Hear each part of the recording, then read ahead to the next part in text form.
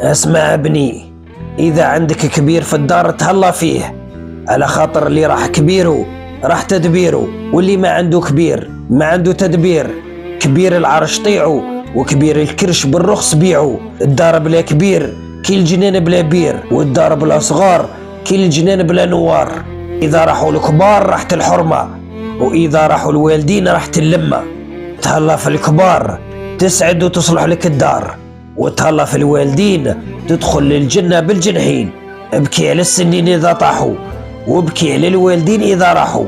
هذه قالت على وليدها، قالت ولدته قد الفار، وكي كبر ولا لي جار، وكي تزوج خرجتني مرته من الدار. وقالت على عروسها، يا عروستي يا كبرت الجبهة، خرجتيني من داري وين بغيت نروح.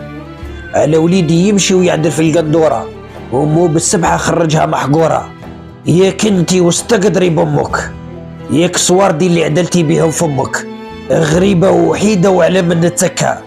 قالها نعدل لك فمك ونزيد ندزك المكة. وهي اللي عندها وليدها عزيز عليها 9 شهور وهي تتوحم بيه، عامين وهي ترضع فيه.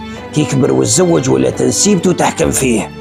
كي جاه نسيبه قام بيه جابلو نص خروف، قهوة وحليب وقاطو كل وش تحب. امه في دار العجزة راميها، وبيو حتى الرحمة ما يترحم عليه.